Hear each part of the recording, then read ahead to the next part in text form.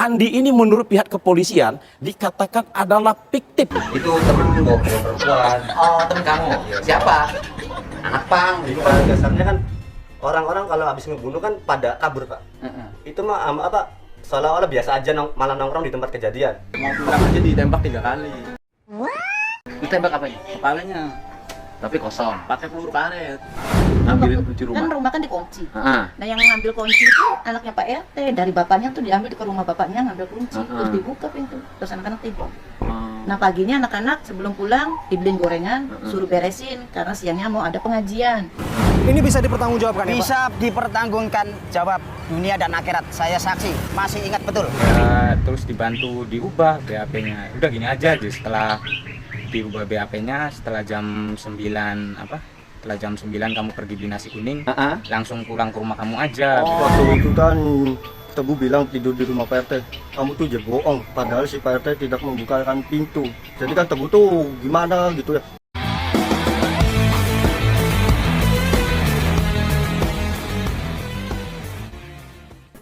Oke guys, assalamualaikum warahmatullahi wabarakatuh. Kembali lagi bersama Maribi. Oke guys, gimana kabar kalian guys? Semoga baik-baik saja dan selalu disehatkan selalu dan dibahagiakan ya dunia dan di akhirat guys. Amin amin ya robbal alamin guys. Sekarang kita bahas lagi tentang kasus Vina Cirebon guys. Yang makin lama makin kesini sepertinya makin harum aroma rekayasa guys. Wow, agak ngeri-ngeri sedap ini bahasannya guys. Jadi setelah gue perhatikannya ternyata sepertinya ya guys ya, bau-bau harum aroma rekayasa ini makin kesini makin kecium ya. Dan setelah gue lama menyimak tentang kasus ini ya, dari awal kasus ini bergulir sampai sekarang sudah hampir sebulan ya, sebulan lebih lah kasus ini bergulir. Nggak kelar-kelar dan masih banyak fakta-fakta baru muncul, guys, saksi-saksi baru muncul, dan gue berpendapat kalau ini makin kesini ya makin kelihatan banget ya rekayasa ada di dalam kasus ini. Ini ada berita terbaru dari Kang Deddy Mulyadi ya, yang bergabung dengan pengacara Otto Hasibuan ya untuk mengajukan PK ya, senilai peninjauan kembali. Dan Kang Deddy ini ya gue rasa luar biasa sih orang ini. Sepertinya tugas-tugas polisi, tugas-tugas detektif atau tugas pengacara diambil alih sama dia semuanya. Walaupun terlepas ya dia membuat konten atau seperti apa, tapi menurut gua Kang Deddy Mulyadi ini patutlah diacungin jempol ya. Dan bagaimana sih indikasi rekayasa itu bisa tercium jadi makin harum, makin kesini makin harum nih guys ya. Ini ada beberapa video yang mengindikasikan kalau emang ini berbau dengan rekayasa yang sangat. Jadi kita akan simak video-video ini untuk menilai ya guys ya, apakah kasus ini berjalan secara normal, secara benar, atau memang penuh dengan settingan-settingan yang membuat kita bertanya-tanya ya, apakah ini benar kasus ini berjalan dengan bagus, berjalan dengan semestinya atau tidak. Kita akan saksikan video-videonya guys. Sudah jadi terpidana yang satu, Peggy sekarang ditetapkan jadi tersangka. Ceritanya gimana kenal dengan mereka? Nah ya emang kebiasaan mereka kan nongkrong di depan. Nongkrong di depan SMP 11. di depan gang SMP 11 kebiasaannya. Kamu kenal mereka? Kenal aja, cuman saya nggak tahu nama-namanya. Oh, kenal wajah. Tapi nama-namanya nggak tahu. Nggak ada yang tahu namanya. Kenal wajah karena sering lihat. Iya, sebenarnya. Pernah berkenalan nggak? Iya. Pernah ada konflik dengan mereka? Kalau konflik pernah Pak dulu. Oh, konfliknya kenapa dulu? Itu temen bawa perempuan. Oh, temen kamu. Siapa? Anak pang, dulu kan dia saya ini saya Pang. dia. Heeh. Dia kan Namanya siapa? Momo. Orang mana? Malang dia. Orang Malang. Jadi bawa cewek Jadi itu bawa perempuan ke bengkel. Matiin aja. Ke bengkel, ke tempat kerja. Tempat kerja. Nah, terus? Nah udah gitu jam berapa tuh, sekitaran jam 10:30-an Bang. 10:30. Saya langsung duduk di situ. Kebetulan si ceweknya, saya posisi di depan. Oh. Lagi nulis-nulis, Ah. bikin gambar. Heeh. Nah, itu langsung warga udah datang. Oh, bukan mereka aja. Bukan yang 7 orang aja, bukan? Bukan, banyak. Banyak, tidak kena satu-satu. Tidak kenal saya. Ada pemukulan? Iya, di situ saya dipukulin, Oh. diinjek-injek Sama warga Pukulin, situ. Iya. Walah. Tapi bukan hanya yang 7 orang. Bukan, banyak. Oh, banyak. Itulah AEP, dia pernah berkonflik dengan warga setempat ya karena membawa wanita temennya ya, temennya anak pang yang bawa cewek ya.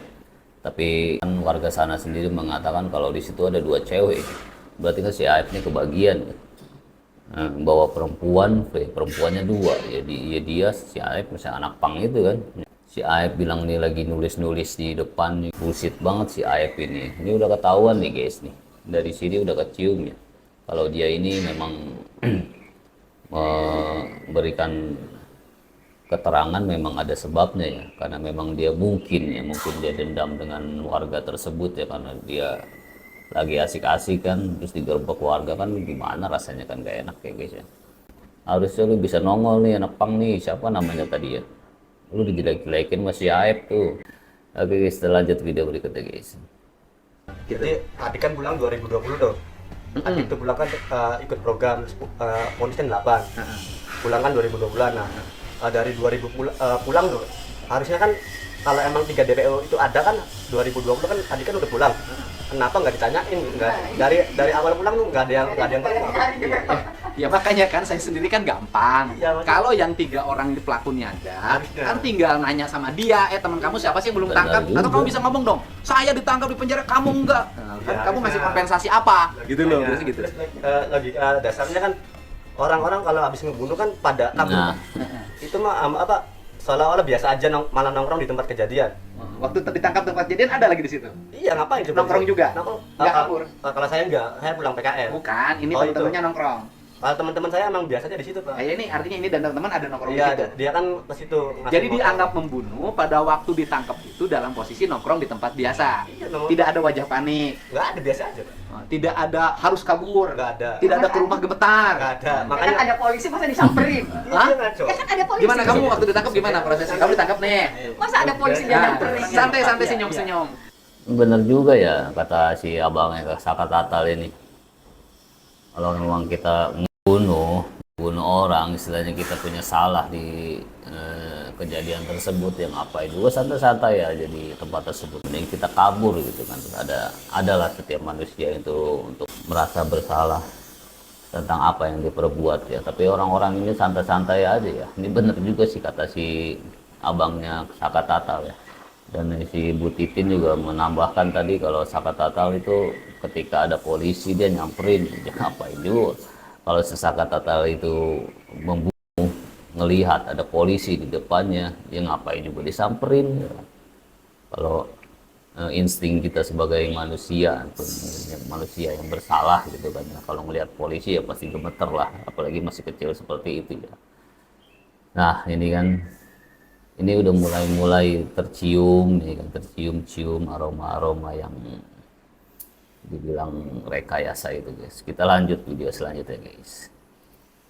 Iya. Akhirnya kamu ditangkap juga? Langsung ditangkap, Pak. Saka Tatal ditangkap. Tangkap.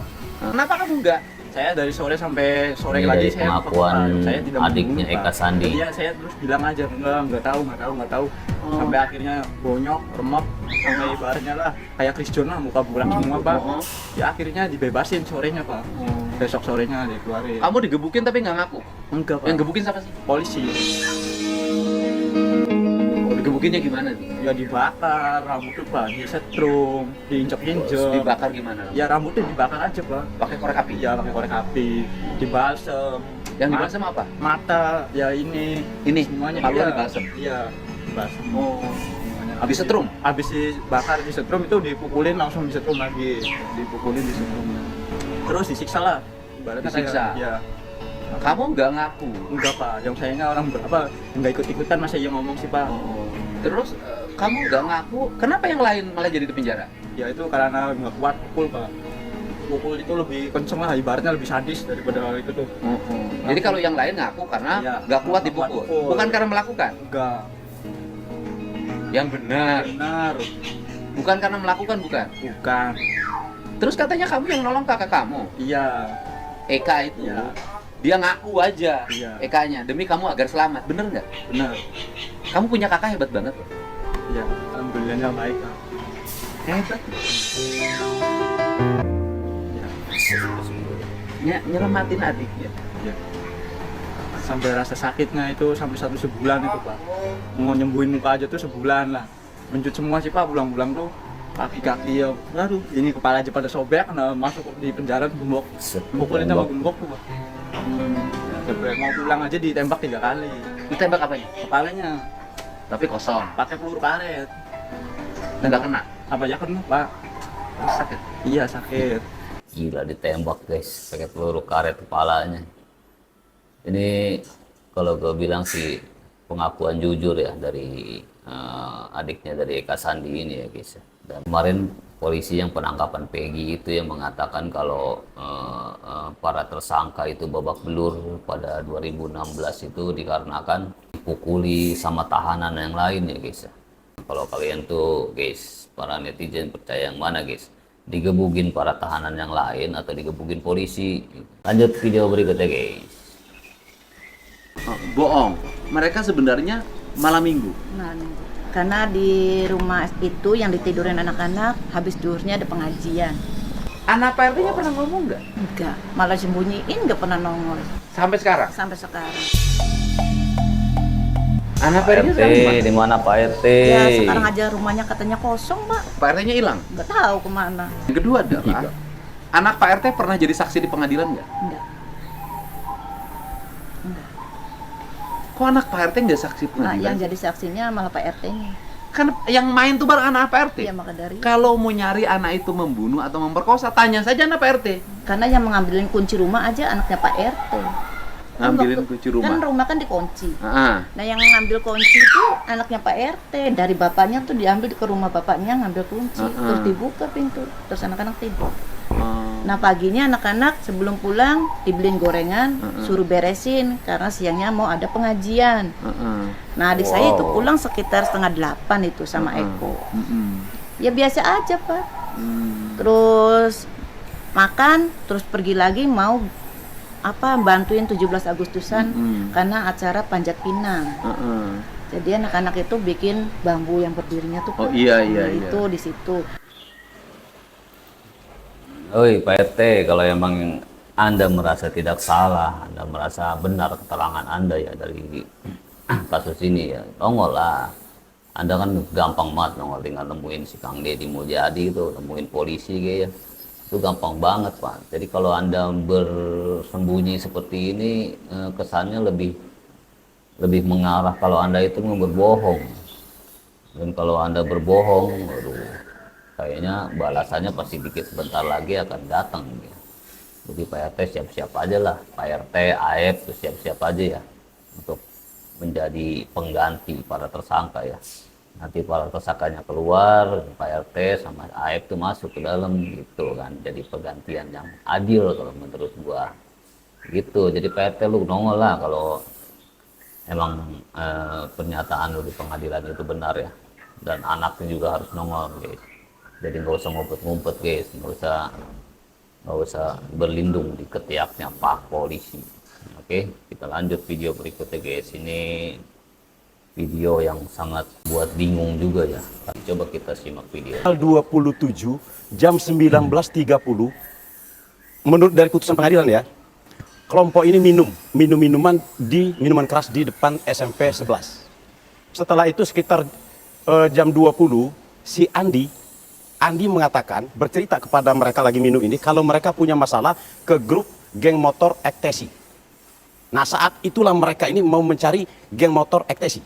Nah, sekitar jam berapa itu, jam 21 atau jam berapa, saya lupa, tapi tidak jauh dari jam itu, si Eki lewat menggunakan jaket Ektesi.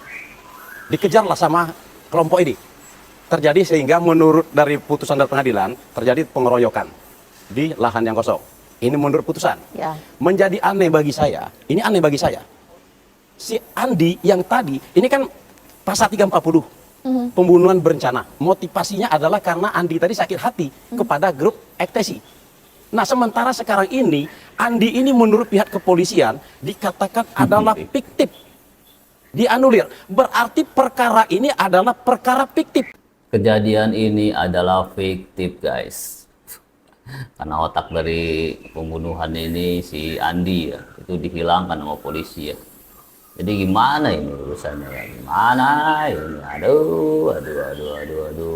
Jadi pada bingung kan, aroma-aroma rekayasa itu kan. Inilah yang awal dari kasus ini kan, semakin ruwet, semakin apa ya, karena begini, karena penanganannya nggak tuntas dari awal ya, hingga sampai saat ini guys. Oke, kita lanjut lagi guys. Mengitari lokasi ini, Bapak kaget betul untuk menemukan Ini saksi ada dari korban Pak di sana, Surutu. perempuan, kemudian ada korban di sini laki-laki dan ada motor yang tergeletak di Iya, sana. betul sekali. Jam berapa itu, Pak? Jam 10, Pak. Jam 10 malam. Jam 10 malam. Sekali lagi saya ulang. Bukan jam 1 atau jam 2 pagi, Pak? Bukan. Jam 10 malam. 10 malam. Berarti itu kejadiannya, belum guys. berganti hari ya, Pak? Belum. Oke. Ini bisa dipertanggungjawabkan ya, Pak? Bisa dipertanggungan jawab dunia dan akhirat. Saya saksi, masih ingat betul. Pak Suroto, saksi baru yang mengatakan kalau tempat kejadian itu berada di tengah-tengah trotoar. Maksudnya ada di tengah trotoar, di antara dua jalur ya. Di antara dua jalur itu di tengah-tengah ada trotoar dan disitulah tempat kejadiannya. Sementara prarekayasa film pun atau masyarakat pun tahunya kalau kejadian itu ada di pinggir, di pinggir sebelah kanan ya, di pinggir sebelah kanan jalannya. Dan ini mengindikasikan kalau memang ini udah nggak beres guys. Ini dari titik mayat ditemukan aja sudah beda ya. Jadi yang di sana tuh apa ya? Mayat apa di sana? Di sana mayat kucing apa mayat ayam apa gimana guys? Menambah ruwet dan aroma-aroma itu kan makin kesini makin membuat kita berprasangka kalau ini memang ya berbau rekayasa ya kasus ini ya. Lanjut lagi guys ya. Diperiksa kamu ke polisi ngomong apa waktu itu? Waktu dulu di BAP 2016 sih saya ngomong jujur seadanya. Seingat saya, sepengetahuan saya. 2016. Saya tidur di rumah Pak RT gitu kan. Kamu je tidur di rumah Pak RT sedangkan Pak RT sama anaknya tidak mengakui bahwa anak-anak tidur di situ. Jadi kan saya takut sendiri, Pak. Masih kecil saya kan waktu itu. Jadi kamu sama penyidik begini kan? Iya. Kamu tidur di rumah Pak RT. Iya. Pak RT-nya sama anaknya nggak ngaku loh. Iya. Bahwa dia tidur di situ pada malam minggu gitu. Jadi akhirnya RT. kamu gimana?